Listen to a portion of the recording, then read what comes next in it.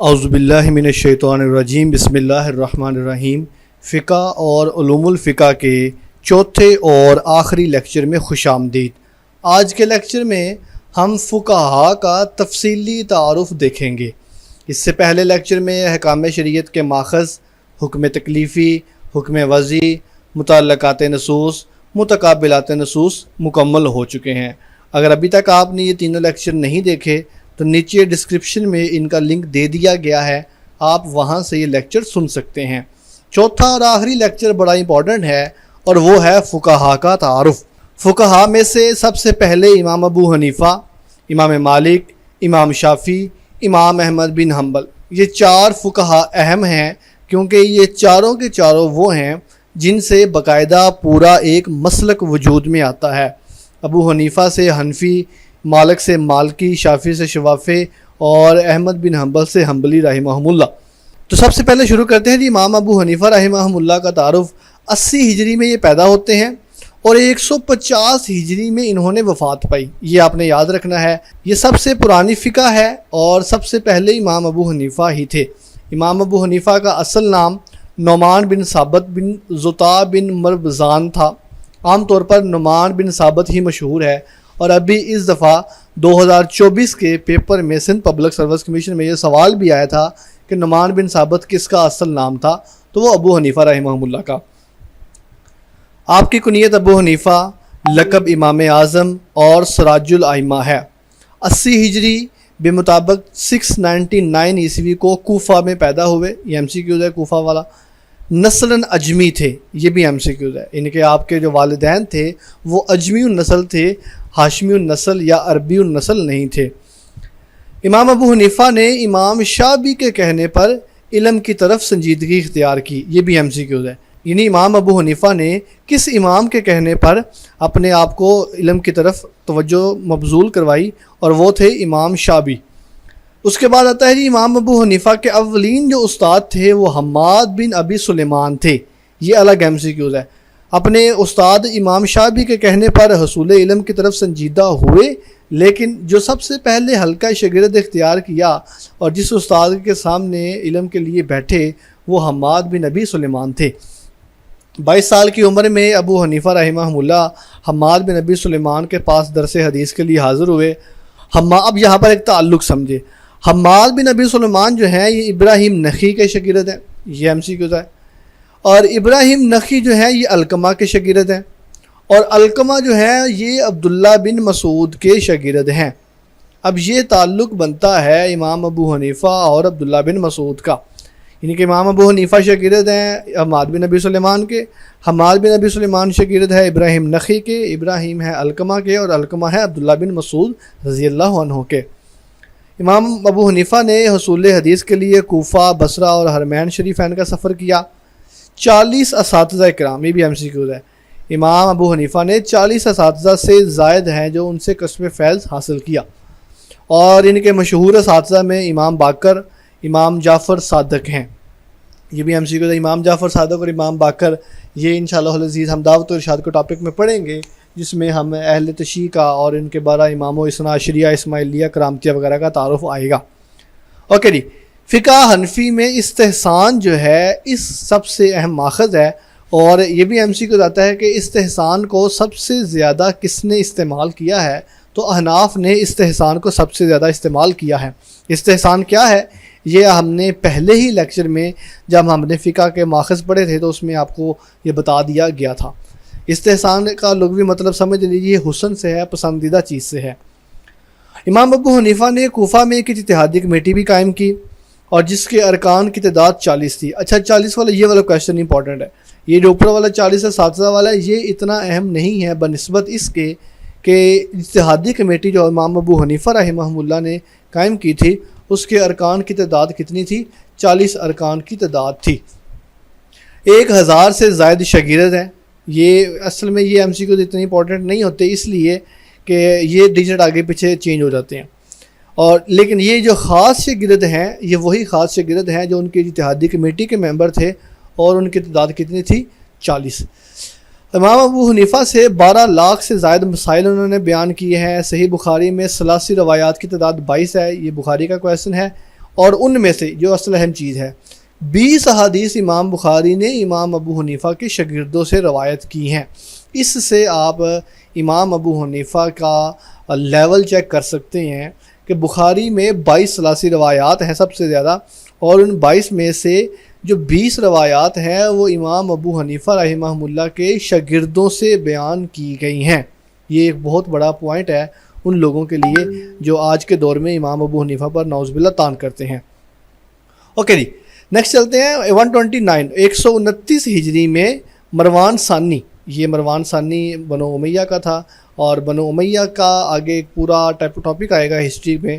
بنو امیہ کی طرف سے یزید بن عمر حبیرہ تھا، اس نے عراق کے گورنر پر منصوب تھا، تو اس نے امام ابو حنیفہ کو قاضی مقرر کرنا چاہا۔ یہ بڑا مشہور کویسچن آتا ہے کہ امام ابو حنیفہ قاضی مقرر ہوئے اور انہوں نے کہہ لے کہ بیت المال پر نگران بھی مقرر کرنا چاہا، لیکن امام ابو حنیفہ نے اس سے انکار کر دیا۔ وہ کہتے تھے کہ یہ مسند جو ہے یہ بہت مشکل ہے، میں اس پر لائق نہیں ہوں۔ حالانکہ وہ اگرچہ لائق تھے لیکن وہ اپنے آپ کو حکومت معاملات سے علیحدہ ہی رکھتے تھے۔ ابن حبیرہ کی جانب سے مذکورہ منصبت کو قبول کرنے پر اصرار کی وجہ سے وہ کوفہ سے مکہ کی طرف ہجرت کرنے پر مجبور ہوئے۔ ظاہری بات ہے جب حکومتی معاملات میں آپ کو انسسٹ کیا جائے اور آپ بار بار مسلسل انکار کرتے رہیں تو اس میں حکومت کی انسلٹ ہوتی ہے، تو وہ کوئی بھی قدم اٹھانے پر اس سے نہیں ہچکچاتے۔ تو اسی وجہ سے امام ابو حنیفہ کوفہ سے مکہ کی طرف چلے آئے، اور 7 سال تک، یہ کویسچن ہے، امام ابو حنیفہ نے 7 سال جو ہیں اپنی زندگی کے وہ مکہ میں گزارے ہیں۔ امام ابو حنیفہ نے سیر اور مغازی یعنی کہ سیر و سیاحت اور مغازی کی جو تکمیل کی ہے وہ امام شعبی رضی اللہ رحمہ اللہ سے کی ہے۔ 55 حج کی ہیں، یہ بھی کہا جاتا ہے۔ اب یہ ڈیجٹ اگر ان کی زندگی میں ایوریج ایک حج بھی لگایا جائے تو یہ تقریباً 55 حج بن جاتے ہیں۔ یہ اصل میں ایک جگہ پہ لکھا ہوا تھا تو نوٹس میں شامل کر دیا گیا ہے، اس کی تحقیق ابھی لازمی ہے، تو انشاءاللہ اس کو ویریفائی کر دیا جائے گا۔ نیکسٹ ہے جی، ہارون الرشید نے ہارون الرشید کے بیٹے مامون کو فقہ حنفی سکھائی۔ یہ کس نے سکھائی تھی؟ یہ امام ابو حنیفہ نے سکھائی تھی۔ اس کے بعد یہ کویسچن آتا ہے عباسی اور عثمانی خلفاء میں فقہ حنفی رائج تھی، بلکہ اگر آپ چونکہ فقہ حنفی سب سے قدیم فقہ ہے اور جتنے بھی بڑے بڑے امپائر گزرے ہیں وہ عباسی ہیں، اموی ہیں، عثمانی ہیں، سلجوق ہیں، یہ تقریباً سبھی میں ہی فقہ حنفی رائج تھی سوائے وہ اندلسیوں کو چھوڑ کر۔ اس کے بعد امام ابو حنیفہ کو عباسی خلیفہ منصور نے بھی قاضی القضاء بنانا چاہا۔ اب یہ جو عباسی خلیفہ ہے یہ اموی ختم ہو چکے ہیں اور عباسی آ چکے ہیں، اور عباسیوں میں سے جو سب سے پہلا تھا وہ عبداللہ صفا تھا، اس کے بعد منصور تھا۔ تو منصور نے چاہا کہ امام ابو حنیفہ کو قاضی القضاء یعنی چیف جسٹس بنایا جائے، لیکن امام ابو حنیفہ نے اس سے بھی انکار کر دیا، اور اس کے باوجود جب عہدہ قضاء نہ لیا تو اس نے پھر قسم کھا لی امام ابو حنیفہ نے۔ تو 2 وجوہات آتی ہیں۔ اچھا کویسچن پہلے سمجھ لیں، کویسچن ایسے آتا ہے کہ کون سے امام ہیں جنہوں نے جیل میں وفات پائی؟ تو امام ابو حنیفہ کی جو وفات ہوتی ہے وہ جیل میں ہوتی ہے۔ اس کے پیچھے 2 ریزنز ہیں۔ پہلی ریزن تو یہ ہے کہ جب ابو خلیفہ عباسی منصور نے قاضی القضاء بنانا چاہا تو امام ابو حنیفہ نے انکار کر دیا، خلیفہ کی انسلٹ ہوگی، تو اس نے اپنی انسلٹ کا بدلہ لینے کے لیے امام ابو حنیفہ کو جیل میں ڈال دیا۔ دوسری روایتوں کے مطابق یہ بھی کہا جاتا ہے کہ محمد بن عبداللہ المعروف نفس زکیہ نے خروج کیا تھا عباسی خلیفہ کے خلاف، منصور کے خلاف۔ اب یہ محمد بن عبداللہ کون ہے؟ یہ بھی ہمارا ہسٹری کا ٹاپک ہے، وہاں پر ہم دیکھیں کہ نفس زکیہ اور ابراہیم زکیہ انہوں نے جو تھا منصور کے خلیفہ عباسی منصور اس کے خلاف خروج کیا، اور جب خروج کیا تو امام ابو حنیفہ رحمہ اللہ نے کہا جاتا ہے کہ نفس زکیہ کا بھرپور ساتھ دیا، اور ایون کہ فتویٰ بھی دیا کہ نفس زکیہ کی سپورٹ کی جائے۔ اب نفس زکیہ جو ہے یہ امام حسین رضی اللہ عنہ کی نسل میں سے ہیں، اور امام ابو حنیفہ نے سپورٹ کیا اہل بیت کو۔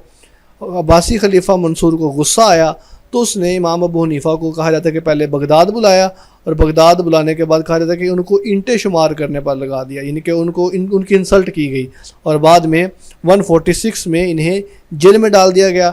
4 سال تک امام ابو حنیفہ جو ہیں وہ جیل تک رہے، اور 150 میں انہوں نے وفات پائی۔ امام محمد بن حسن شیبانی جو ہے کہا جاتا ہے کہ انہوں نے جیل ہی میں امام ابو حنیفہ رحمہ اللہ سے تعلیم حاصل کی۔ تو کہا جاتا ہے کہ خلیفہ وقت نے امام اعظم کو جیل میں زہر دے دیا. تو بہرحال اللہ ان کو غریق رحمت کرے اور ان کی قبر کو جنت کے باغوں میں سے باغ بنائے. بہت بڑا احسان ہے امت کے اوپر فقہ کا امام ابو حنیفہ کی طرف سے. تو یہ ان کا مختصر تعارف ہے. اس کے بعد چلتے ہیں جی آگے ان کی تفصیلات کی طرف تھوڑی ساری جو ہے مزید. 150 بمطابق 767 کو انہوں نے وفات پائی بغداد میں. تو کوفہ میں پیدا ہوتے ہیں اور بغداد میں وفات ہوتی ہے. حسن بن عمارہ بجلی یہ صحابی آتے ہیں محدث ہیں, انہوں نے ان کی نماز جنازہ پڑھائی. اس کے بعد بغداد کے مقبہ خزران میں ان کو مدفن کیا گیا. اور 459 میں الپ ارسلان نے جو کہ سلجوکی تھا اس نے یہاں پر گنبد اور مدرسہ تعمیر کروایا اور وہاں پر اس کا نام حی العاظمہ رکھا, اعظمیہ, یہ چونکہ امام اعظم ان کا نام ہے. اور بعد میں جامعہ امام اعظم وہاں پر مسجد بھی تعمیر کی گئی. اوکے جی آگے فقہ حنفی کے کچھ 2-3 کویسچنز اور ہیں. فقہ حنفی کے جو اولین مدون ہے وہ محمد بن حسن شیبانی ہیں. محمد بن حسن سے منسوب 6 مشہور کتابیں ہیں جن کو ظاہر الروایا کہا جاتا ہے. اور ان 6 کتابوں کے نام کیا ہیں؟ المبسوط ہے, الزیادات ہے, جامع الصغیر ہے, جامع الکبیر, سیر الصغیر اور سیر الکبیر. ان کو ظاہر الروایا کہا جاتا ہے. یہ MCQ اس طرح آتا ہے کہ ظاہر الروایا کون سے مسلک کی کتابیں ہیں؟ تو ظاہر الروایا جو ہے وہ فقہ حنفی کے مسلک کی کتابیں ہیں اور فقہ حنفی کے اولین شارح جو ہیں مدون جو ہیں محمد بن حسن شیبانی ان کی ہیں. اور جو باقی شاگردوں کی کتابیں ہیں ان کو نادر الروایا کہا جاتا ہے. یہ 2 ٹرمز ہیں, ظاہر الروایا اور نادر الروایا. ایک مشہور زمانہ کتاب ہے الآثار, یہ عام طور پر امام ابو حنیفہ کی طرف منسوب ہے, لیکن اصل میں حقیقت میں یہ جو کتاب ہے یہ امام محمد بن حسن شیبانی کی ہے. اور لیکن چونکہ مشہور امام ابو حنیفہ کی طرف ہے اس لیے اگر الآثار کا کویشچن آتا ہے تو آپ امام ابو حنیفہ ہی ٹک لگائیں گے. اوکے جی اس کے بعد محمد بن حسن یوسف, امام ظفر, امام حسن بن زیادی یہ ان کے شاگرد ہیں. محمد بن حسن کی روایت کردہ کتاب کو سب سے زیادہ شہرت حاصل ہے. تو یہ تھا امام ابو حنیفہ رحمہ اللہ کا MCQ بیس تعارف. آگے تفصیلات بھی ہیں ان کی لیکن ہم چونکہ MCQ تیاری کر رہے ہیں ہم اسی پر رہیں گے. امام ابو حنیفہ کے بعد آتے ہیں امام مالک. 93 میں پیدا ہوتے ہیں اینڈ 170 میں وفات پائی. امام ابو حنیفہ کی وفات 150 میں ہے اور ان کی وفات 170 میں ہے. قریب جس زمانے میں امام ابو حنیفہ کوفہ میں تھے اسی زمانے میں امام مالک مدینہ میں تھے. ان کا پورا نام مالک بن انس بن مالک بن عمر ہے. 93 ہجری کو مدینہ میں پیدا ہوئے اور مدینہ میں ہی میں وفات پائی. کہا جاتا ہے امام مالک کو دارالہجرت یعنی کہ ہجرت والے گھر کے امام ہے. اور ہجرت والا گھر کون سا ہے؟ وہ مدینہ ہے. اور امام مالک ساری زندگی مدینہ سے باہر نہیں گئے, پیدا بھی ادھر ہوئے, وفات بھی ادھر پائی, اس لیے ان کو امام دارالہجرت کہا جاتا ہے. کہا جاتا ہے کہ آپ کے جو دادا تھے وہ جلیل القدر صحابی تھے اور غزوہ بدر کے علاوہ انہوں نے ہر غزوے میں شریک ہوئے. عبداللہ بن مسعود کے آبائی گھر میں امام مالک پیدا ہوئے. یہ موسٹ امپورٹنٹ کویسچن ہے. امام مالک جو تھے یہ عبداللہ بن مسعود کا جو مکے مدینہ کے اندر آبائی گھر تھا, امام مالک اس گھر میں پیدا ہوئے. دارالہجرت بھی کہا جاتا ہے, شیخ الاسلام, یہ 2 لقب ہیں. ایک تو میں نے پہلے ڈسکس کر دیا, دوسرا شیخ الاسلام ہے, یہ 2 لقب ہیں. کہا جاتا ہے کہ آپ کے دادا جو تھے حضرت عثمان کی تدفین کے موقع پر بھی موجود تھے, جو چند لوگ وہاں پر موجود تھے. جس زمانے میں امام ابو حنیفہ کوفہ میں تھے اسی زمانے میں آپ مدینہ میں تھے. یہاں پر دیکھیں نا, امام مالک 93 میں پیدا ہوئے ہیں اور امام ابو حنیفہ جو پیدا ہوئے ہیں وہ 80 میں پیدا ہوئے ہیں, یعنی کہ 13 سال تک فرق ہے. تو یہ آپ کہہ رہے ہیں کہ جب امام ابو حنیفہ 13 سال کے تھے تو تب امام مالک پیدا ہوئے ہیں. اوکے جی that's it. Next, Nafi bin عبد الرحمن ان کے پہلے استاد تھے. یہ امام مالک کی بات کی جا رہی ہے. جو روایات مالک نے نافع اور نافع نے ابن عمر, یہ تین لڑیاں بن جاتی ہیں, ان مالکن ان نافع ان ابن عمر, تو ان کو طلائی زنجیر کہا جاتا ہے. یعنی کہ یہ جو سلسلہ ہے یہ بڑا بہترین اور آؤٹ سٹینڈنگ ہے. یعنی کہ اس میں ابن عمر تابعی ہیں, صحابی ہیں, نافع جو ہیں وہ تابعی ہیں, اور تابعی کے بعد پھر خود امام مالک آ جاتے ہیں. تو اس کو طلائی زنجیر کہا جاتا ہے. پہلے استاد کا نام ہے عبد الرحمن, یہ ذرا فرق رکھیے گا. اور فقہ کی جو تعلیم حاصل کی ہے وہ ربیہ سے حاصل کی ہے. اب یہ ربیہ کون ہے دیکھیں ذرا. ربیہ تاریخ میں شیخ المالک یا شیخ المالک کے نام سے معروف ہیں. یہ وہی ربیہ ہے کہ جن کی نسبت مشہور ہے کہ ان کے والد جنگ خراسان سے 27 سال بعد واپس آئے. تو بیوی سے پوچھا کہ کتنا مال باقی بچا, یہ آپ نے واقعہ سنا ہوا ہے کہ وہ بیوی خاوند چلا گیا اس کا جنگ پہ، تو سارا مال دے کر چلا گیا اپنی بیوی کو اور کہا کہ اس میں تم دیکھنا جب میں واپس آؤں گا تو دیکھوں گا کہ تم نے کتنا بچا کے رکھا۔ تو 27 سال بعد وہ واپس آیا تو بیوی نے کہا کہ آپ پہلے جائیں مسجد نماز پڑھیں۔ تو وہ بندہ نماز پڑھنے گیا مسجد میں، تو اس نے بعد میں دیکھا کہ وہاں پر ایک لڑکا بیٹھا ہے مسجد نبوی کے اندر اور درس دے رہا ہے۔ تو وہ بڑا خوش ہوا بندہ، اور اس نے کہا کہ گھر آ کے پوچھا کہ وہ بندے نے ایک درس دیا ہے مسجد میں، وہ بڑا بہترین درس دیا ہے، حدیث بیان کی ہے، کاش میرا بیٹا بھی ویسا ہی ہوتا۔ تو اس عورت نے کہا کہ جو آپ نے مجھے پیسے دے کر گئے تھے نا، میں نے ان پیسوں کے ساتھ اس بچے کی پرورش کی ہے اور وہ آپ کا ہی بیٹا ہے۔ تو یہ وہی ربیہ تھے جو مسجد میں درس دے رہے تھے، تو اسی ربیہ کے شاگرد تھے امام مالک۔ یہ بہرحال چھوٹی سی بیچ میں واقعہ آ گیا۔ امام مالک نے کہا تھا کہ فتویٰ دینے سے پہلے 70 علماء کرام سے فتویٰ لیا اور پوچھا کہ کیا میں فتویٰ دینے کا اہل ہوں بھی یا نہیں ہوں۔ نیکسٹ ہے جی جبری طلاق کے مسئلے پر امام مالک کو کوڑے لگائے گئے۔ اچھا، اس واقعے کے دو پہلو ہیں، یہ بھی ایم سی کیو سمجھ لیں تھوڑا، یہ چونکہ ایم سی کیو یہ تو ویسے ہے کہ امام مالک کو کوڑے لگائے گئے، لیکن اس کی وجوہات کیا تھی، وہ دو تھیں۔ پہلا پہلو اس کا یہ تھا کہ بعض فقہا نے فتویٰ دیا کہ اگر کسی مرد سے زبردستی یا ڈرا دھمکا کر قتل وغیرہ کا خوف دلا کر اس کو عورت سے طلاق حاصل کر لی جائے تو ایسی طلاق جائز ہے۔ تو امام مالک نے کہا تھا کہ لا طلاق ولا اطاق فی اغلاق، کہ زور زبردستی سے طلاق نہیں ہوتی ہے۔ اب یہ تو ایک پہلو تھا۔ اس کے بارے میں یہ بھی کہا جاتا ہے کہ کسی نے وہ جو بادشاہ تھا اس نے یہ عورت سے شادی کرنا چاہی تو اس کا خاوند نہیں تھا چھوڑ رہا، تو بادشاہ نے اس بندے پر پریشر ڈالا، اس کو زبردستی طلاق دلوائی، تو امام مالک نے کہا کہ زبردستی کی طلاق کوئی طلاق نہیں ہے۔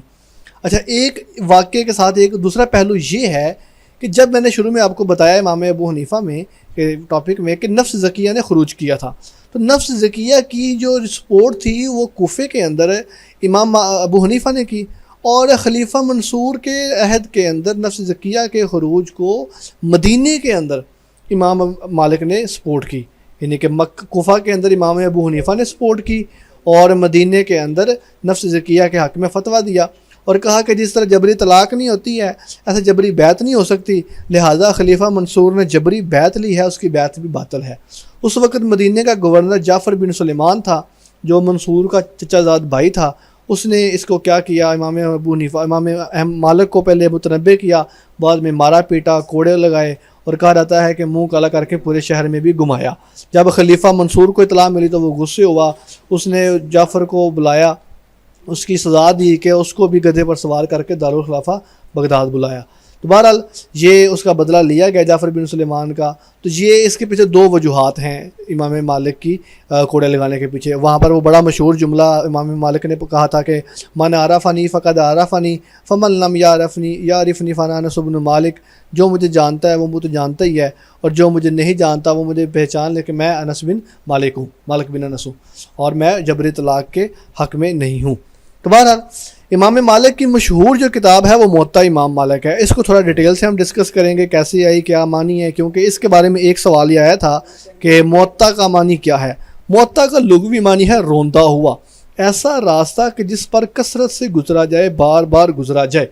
تو یہ موطا کہا جاتا ہے کہ امام مالک کے پاس بہت بڑا ذخیرہ احادیث تھا، انہوں نے چھان پھٹک کر کے تحقیق کر کے اس میں سے چند احادیث اپنی کتاب میں لکھیں، اس لیے اس کا نام موطا رکھا گیا۔ اور دوسرا اس کا معنی یہ بیان کیا جاتا ہے کلن اوطانی۔ امام مالک نے یہ کتاب لکھنے کے بعد 70 علماء کرام کو دکھائی کہ یہ کتاب ٹھیک ہے، تو کلن اوطانی تمام کے تمام نے امام مالک کی اطاعت کی، اس کی بات کو ماننا، تو پھر ان کا اس کتاب کا نام اوطا سے موطا رکھ دیا گیا، جس پر اطاعت کی گئی ہو۔ عباسی خلیفہ جو تھا یہ امام مالک رحمہ اللہ کے حلقہ درس میں بیٹھتا تھا۔ خلیفہ منصور نے چاہا تھا کہ موطا امام مالک کو خانہ کعبہ میں اویزہ کیے رہے اور ریاست کا سرکاری مذہب قرار دیا جائے۔ یہ ایسی ہے جس طرح امام ابو حنیفہ کو آفر کی گئی، امام ابو حنیفہ نے بھی انکار کر دیا اور امام مالک نے بھی انکار کر دیا۔ بعد میں جب امام ابو یوسف جو تھے بغداد کے قاضی القضاء بنائے گئے تو انہوں نے پھر فقہ حنفی کو رائج کیا۔ جس سال امام مالک کی وفات ہوتی ہے اسی سال یحییٰ بن یحییٰ نے موطا کو آپ سے لیا اور اس کو کمبائن کیا۔ 1027 آثار اور احادیث ہیں اس کے اندر، جس میں 600 مسند حدیثیں ہیں اور 222 اس میں مرسل روایات ہیں، 613 اس میں موقوف روایات ہیں اور 285 تابعین کے اقوال ہیں۔ اس کے علاوہ موطا امام مالک نے 70 علماء کرام پر پیش کیا، یہ پوائنٹ گزر چکا ہے۔ ہارون الرشید نے بھی موطا کو نافذ کرنا چاہا لیکن آپ نے کیا کیا؟ منع کیا۔ اصل میں یہ جو لوگ تھے امام ابو حنیفہ، امام مالک، یہ سیاسی بندے نہیں تھے اور نہ ہی چاہتے تھے کہ ان کی لکھی ہوئی کتاب جو ہے وہ سیاست کی نظر ہو، اس لیے انہوں نے اس کام سے انکار کیا۔ اچھا، یہ والا کویشچن بڑا اہم ہے کہ فقہ مالکی کا جو چرچہ ہے یہ مغرب اور اندلس میں زیادہ ہے۔ اصل میں جو مغرب والے، یورپ والے یا اندلس کے لوگ علم حاصل کرنے آتے تھے تو وہ مرکز سمجھتے تھے، ہیڈ سمجھتے تھے مدینہ کو، کیونکہ اللہ کے نبی کی زندگی مدینہ میں گزری ہے، تو وہ سارے مدینہ کا رخ کرتے تھے۔ اور فقہائے مدینہ کے جو لوگ تھے ان کے اوپر امام مالک کا اثر ایسی تھا جس طرح ستاروں کے اوپر چاند کا اثر ہوتا ہے۔ اور اب امام مالک کا اثر فقہائے مدینہ پر اور فقہائے مدینہ کا اثر مغرب والوں کے اوپر، اندلس والوں کے اوپر، اور اسی لیے مغرب کے اندر، اندلس کے اندر فقہ مالکی زیادہ پروموٹ ہوئی ہے، آج بھی وہاں پر زیادہ ہے۔ حبیب نامی آپ کے کاتب تھا جو آپ کی کتابوں کی قرات لکھا کرتا تھا۔ تعامل اہل مدینہ، یہ MC کو بتاتا ہے کس امام کے نزدیک حجت ہے، وہ امام مالک کے نزدیک حجت ہے، کیونکہ امام مالک ساری زندگی مدینہ میں رہے ہیں، اس لیے ان کی لکھی ان کے لیے جو مدینہ کا عمل ہے وہ حجت ہے۔ بلکہ اوپر ہم نے یہ بھی پڑھا، اجماع جو ہے امام مالک کے نزدیک، اجماع بھی جو ہے وہ صرف اہل مدینہ کا اجماع حجت ہے۔ مسائل مرسلہ، امام مالک نے فقی ماخذ جو تھا مسائل مرسلہ، اس کا اضافہ کیا ہے، اور مسائل مرسلہ کو ہم اوپر پڑھائے ہوئے ہیں۔ ثلاثیات اور ثنائیات بھی ہیں مسلم میں۔ اموی خلافت کا سرکاری مذہب جو تھا وہ بھی مالکی تھا۔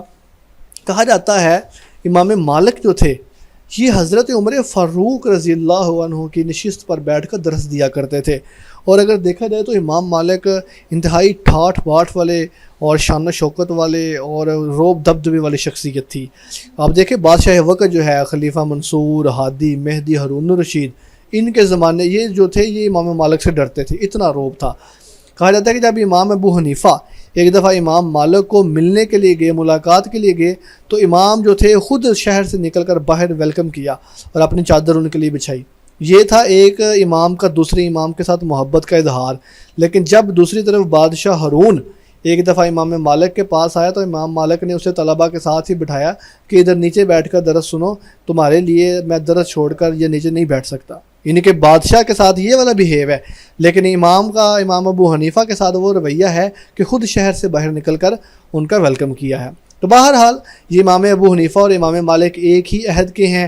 امام مالک فوت ہوتے ہیں 170 میں، 20 سال بعد فوت ہوتے ہیں امام ابو حنیفہ کے۔ امام ابو حنیفہ 150 میں، امام شافعی 150 میں پیدا ہوئے ہیں۔ یہ سوال آتا ہے، بڑا امپورٹنٹ ہے، اور یہ سوال ایک دفعہ ایسے بھی آیا تھا کہ کون سا سال ہے کہ جس سال میں ایک امام کی وفات ہوتی ہے اور اسی سال دوسرے امام کی پیدائش ہوتی ہے۔ تو 150 جو ہے اس سال امام ابو حنیفہ کی وفات ہوتی ہے اور امام شافعی کی پیدائش ہوتی ہے، اور امام شافعی 204 ہجری میں وفات پاتے ہیں۔ نام اصل میں ان کا محمد تھا اور کنیت ابو عبداللہ تھی۔ سلسلہ نسب ابو عبداللہ محمد بن ادریس بن عباس بن عثمان بن شافع بن صائب بن عبید بن عبد یزید بن ہاشم بن مطلب بن عبد مناف قریشی۔ آپ اس طرح سمجھ لیجئے امام شافعی جو تھے یہ ہاشمی النسل تھے، کیونکہ ان کا سلسلہ نسب ہاشم بن عبد المطلب تک اللہ کے نبی پر مل جاتا ہے۔ آپ امام شافعی کے نسب میں صائب جو ہیں یہ صحابی گزرے ہیں، اور اس کے بعد آگے سلسلہ چلتا ہے اسلام کا۔ یہ غزوہ بدر میں گرفتار ہونے کے بعد انہوں نے اسلام قبول کیا، اور شافعی جو تھے ہاشمی النسل تھے۔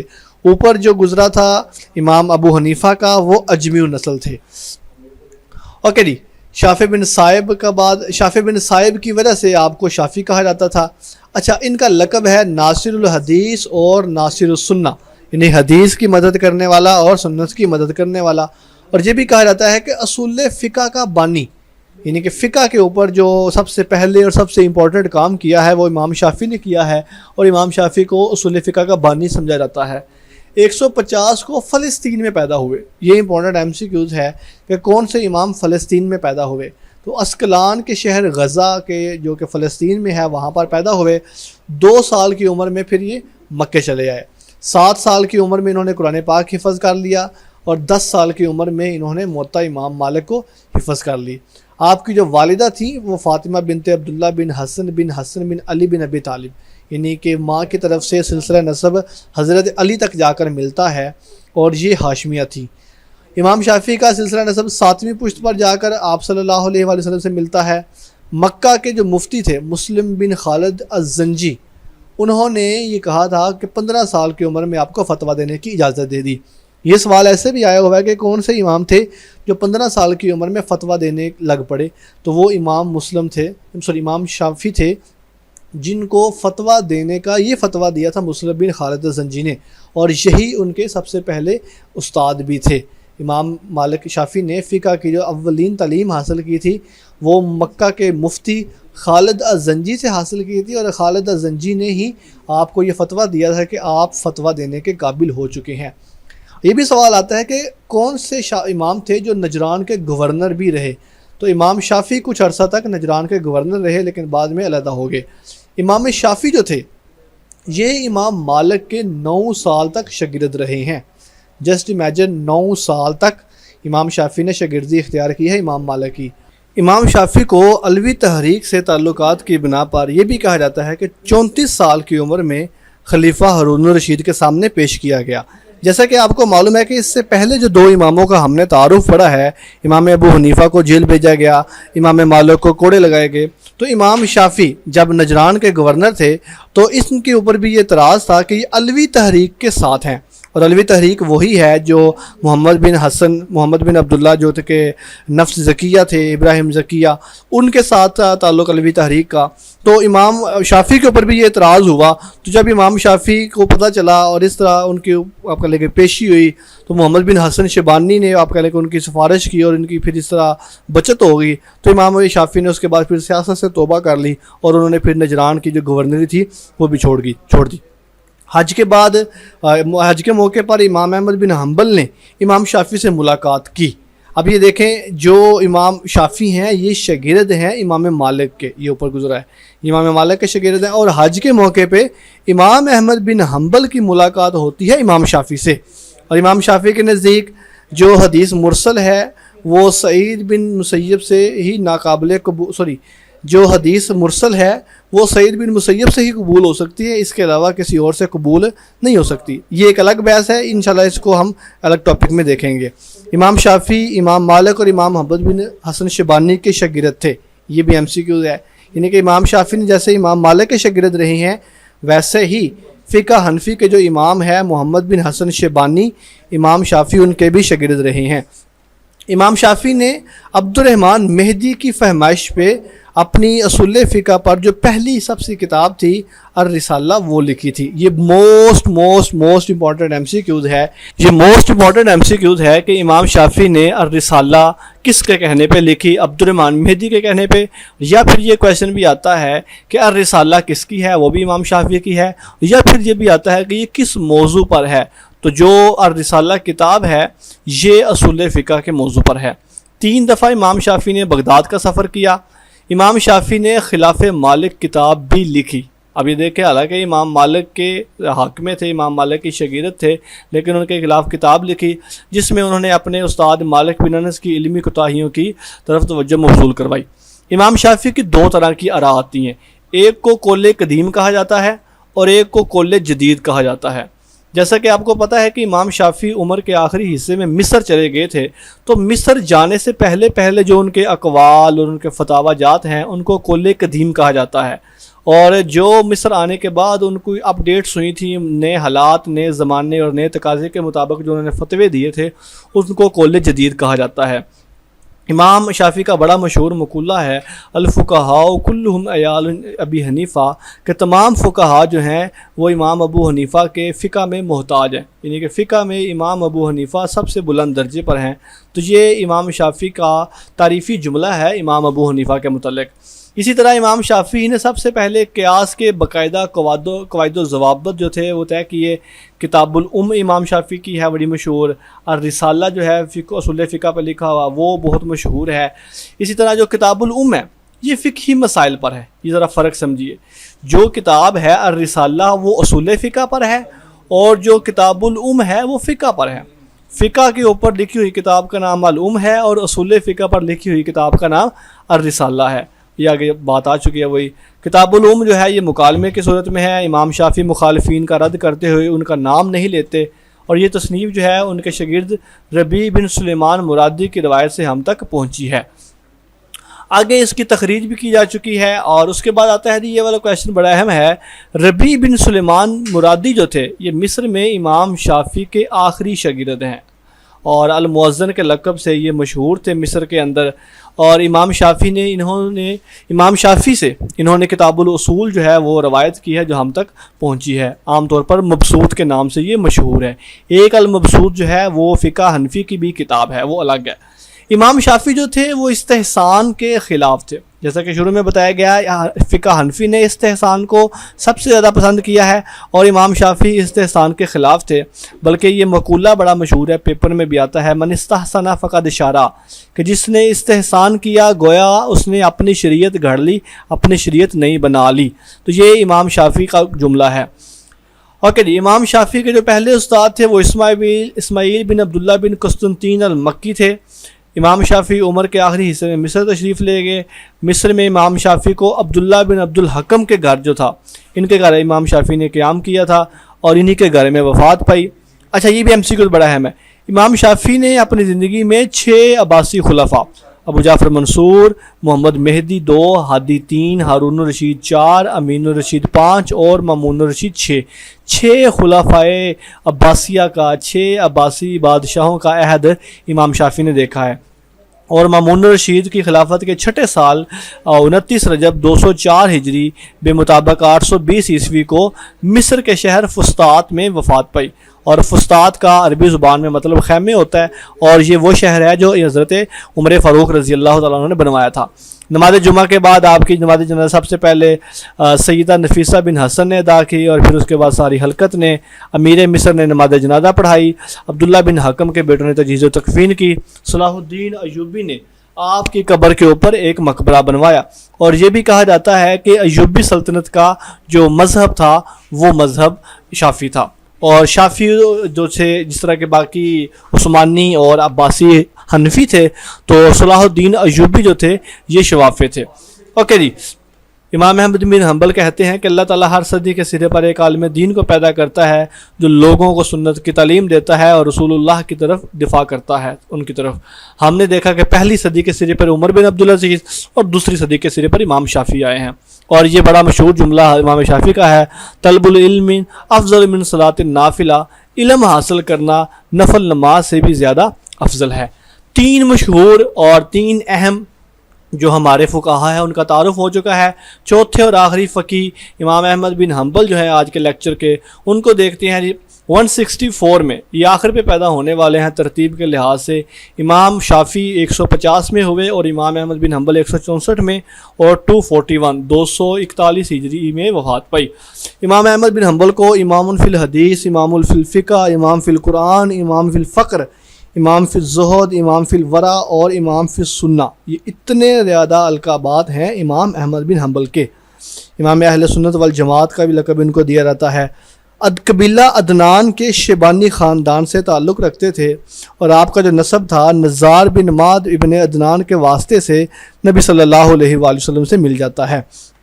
حضرت عمر بن خطاب نے جب بصرہ کا شہر آباد کیا تو آپ کا خاندان یعنی کہ امام احمد بن حنبل کا خاندان بصرہ آ گیا، اور یہ بھی کہا جاتا ہے کہ آپ بصری کہلاتے تھے، اور یہ بھی کہا جاتا ہے کہ جب بصرہ جاتے تو اپنی آبائی مسجد میں نماز بھی ادا کرتے تھے۔ بغداد میں یہ پیدا ہوئے ہیں 164 ہجری میں، والد ان کے فوج میں تھے۔ 30 سال کی عمر میں پیدائش سے پہلے ہی امام احمد بن حنبل کے والد انتقال کر گئے۔ 16 برس کی عمر میں انہوں نے حدیث کی سماعت سننا شروع کیا، اور امام ابو یوسف کے حلقہ شاگرد میں بیٹھے، اور یہ امام ابو یوسف وہی ہیں جو امام ابو حنیفہ کے شاگردوں میں سے ہیں۔ آپ کے دادا کا نام حنبل بن حلال تھا، جو اموی اقتدار میں صوبہ سرخس کے گورنر رہے تھے۔ اموی عہد میں امام احمد بن حنبل کے جو دادا تھے یعنی کہ حنبل، وہ ایک گورنر تھے۔ 5 امام احمد بن حنبل نے حج کی ہیں، اور 180 ہجری میں سب سے پہلا انہوں نے حج کیا ہے۔ پھر حجاز آمد و رفت رہی اور حجاز کے علماء سے علم سیکھا۔ 196 میں یمن جا کر عبد الرزاق سے احادیث سنی۔ 4 برس کی عمر میں امام احمد بن حنبل نے قرآن پاک حفظ کیا، اور زمانہ طالب علمی میں ہارون الرشید کی طرف سے یمن کا قاضی بننے کی پیشکش ہوئی۔ یہ بھی دیکھیں، کوئی بھی شاید ایسا امام نہ گزرے جسے قاضی القضاء چیف جسٹس بننے کی پیشکش نہ کی گئی ہو۔ امام احمد بن حنبل کو بھی پیشکش کی گئی لیکن انہوں نے قبول نہیں کی۔ امام بخاری، امام مسلم اور ابو داؤد یہ امام احمد بن حنبل کے بلا واسطہ شاگردوں میں شمار ہوتے ہیں، یعنی کہ ان سے سماع کیا ہے۔ آپ لیول چیک کریں امام احمد بن حنبل کا کہ امام بخاری جیسے، امام مسلم جیسے اور امام ابو داؤد جیسے جو ہیں انہوں نے، وہ ان کے حلقہ شاگردوں میں ہے۔ امام بخاری کی کتاب کسی تعارف کی محتاج نہیں ہے، امام مسلم صحیح مسلم کسی تعارف کی محتاج نہیں ہے، سنن ابی داؤد جس میں فقہی روایات سب سے زیادہ ہیں اور جس کے بارے میں کہا جاتا ہے کہ جس کے گھر میں ابو داؤد ہے اس کو کہیں سے فتویٰ لینے کی ضرورت نہیں ہے، وہ آپ کہہ لیں کہ امام احمد بن حنبل کے شاگردوں میں ہے۔ یہ بلا واسطہ تھے، اور امام نسائی، امام ترمذی اور ابن ماجہ بالواسطہ یہ شاگردوں میں شامل تھے۔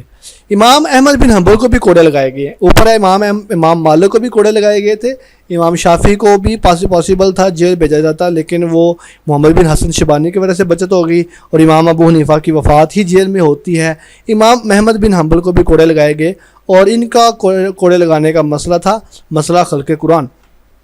یہ 827 عیسوی 200 آپ کہہ لیں کہ 12 ہجری میں شروع ہوتا ہے، اور 6 برس تک خلیفہ مامون الرشید اسی ششپنج میں تھا کہ کیا اس کو تمام مسلمانوں کے لازمی قرار دے یا نہ دے۔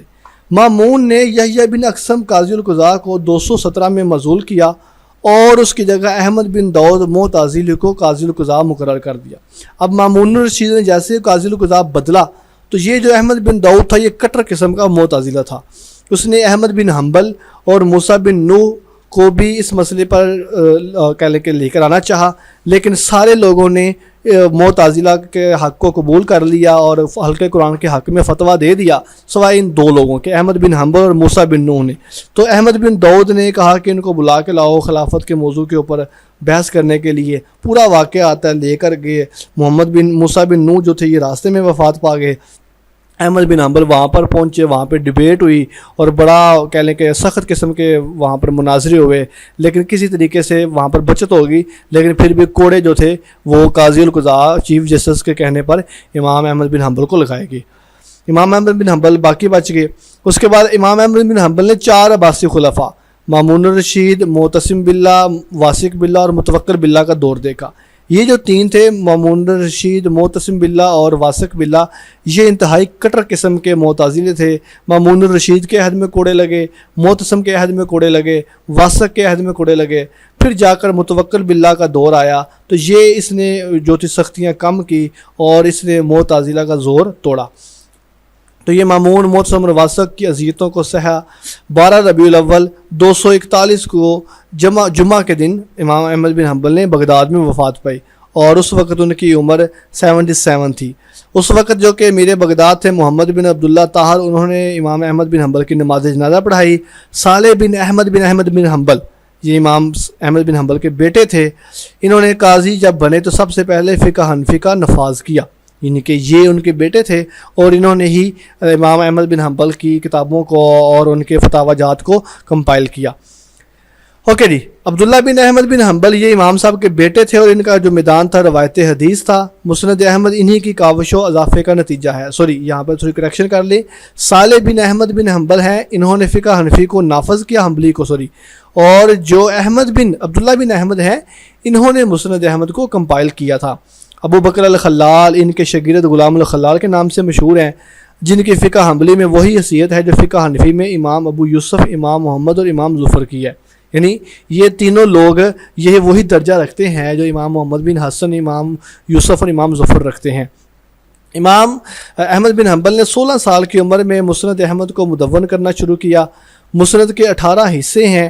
امام صاحب نے 7,50,000 احادیث میں سے صرف 30,000 احادیث کا انتخاب کیا ہے، اور عبداللہ بن احمد بن حنبل نے ان پر 10,000 احادیث کا مزید اضافہ کیا ہے، اور اس طرح اس کتاب میں کل 40,000 احادیث ہیں۔ یہ بھی ہم سے گزار سکتا ہے کہ مسند احمد میں کتنی احادیث ہیں، 40,000۔ امام احمد بن حنبل کے نزدیک اجماع جو ہے وہ بہت مشکل ہے۔ یہ استصحاب کے قائل تھے، یہ استصحاب کا ٹاپک اوپر گزر چکا ہے فقہ کے سب سے پہلے لیکچر میں۔ استصحاب یہ ہے کہ جس بات پر ماضی سے عمل چلتا آ رہا ہے وہ حال اور مستقبل میں بھی جاری رہے گا، الا کہ اس کے خلاف کوئی حکم مل جائے۔ امام احمد بن حنبل جو ہے مسائل مرسلہ کو فقہی اصول قرار دیتے تھے، اور یہ قیاس سے حد الامکان جو تھے دور رہتے تھے۔ اور قیاس پر حدیث ضعیف کو بھی ترجیح دیتے تھے۔ ابن العربی، ابن اسلام، شیخ ابن اسلام تیمیہ، ابن جوزی، محمد بن عبد الوہاب، ابن رجب، ابن قدامہ، شیخ عبد القادر جیلانی، یہ سارے لوگ جو تھے یہ فقہ حنبلی کے پیروکار تھے۔ اور یہ والا امپورٹنٹ MCQs ہے۔ ابن تیمیہ کے بارے میں اکثر آتا ہے اور ابن شیخ عبد القادر جیلانی کے بارے میں آتا ہے کہ یہ کس فقہ کے پیروکار تھے، تو یہ فقہ حنبلی کے پیروکار تھے۔ تو یہ ہمارا مشہور 4 فقہا کا تعارف ہوتا ہے۔ لاسٹ پہ تھوڑا سا امام ابو یوسف کے بارے میں دیکھ لیتے ہیں۔ ان کی ویسے تو مشہور کتاب جو ہے وہ کتاب الخراج ہے، جس کے بارے میں ہر دفعہ لازمی سوال آتا ہے۔ یہ پیدا ہوتے ہیں 113 ہجری میں اور 182 میں وفات پاتے ہیں۔ یہ اصل نام یعقوب اور کنیت ان کی ابو یوسف تھی۔ امام ابو حنیفہ کے شاگردوں میں سے تھے۔ یہ سب سے پہلے، یہ والا امپورٹنٹ MCQs ہے، اسلامی تاریخ کے سب سے پہلے جو چیف جسٹس تھے وہ امام ابو یوسف تھے۔ یہ خلیفہ ہادی، مہدی اور ہارون الرشید کے عہد میں بھی قاضی القضات رہے۔ شروع میں جو ابتدائی تعلیم تھے وہ محمد بن ابی لیلہ سے حاصل کی، 9 سال تک ان کے پاس رہے۔ بعد میں امام ابو حنیفہ رحمہ اللہ کے پاس آ گئے۔ امام ابو یوسف نے سیرت ابن اسحاق کے مؤلف محمد بن اسحاق سے مغازی کا علم سیکھا۔ اوکے جی، اور ہادی کے زمانے میں بھی چیف جسٹس رہے۔ 171 میں وہ قاضی القضاء یعنی چیف جسٹس بنائے گئے تھے۔ اور جو کتاب الخراج تھی، جو اسلامی معاشیات، اسلامک اکنامکس پہ لکھی سب سے پہلی کتاب ہے، وہ خلیفہ ہارون الرشید کے کہنے پر لکھی تھی۔ تو یہ تھا ہمارا فقہ اور علوم الفقہ کا چوتھا اور آخری لیکچر، جس میں ہم نے 4 مشہور جو فقہا ہیں، امام ابو حنیفہ رحمہ اللہ، امام مالک رحمہ اللہ، امام شافعی رحمہ اللہ، امام احمد بن حنبل اور امام ابو یوسف رحمہ اللہ کا تعارف دیکھا۔ یہ اس کے ساتھ ہی ہمارا فقہ کا جو ٹاپک ہے وہ مکمل ہوتا ہے۔ آپ کا بہت شکریہ۔ اللہ حافظ و ناصر۔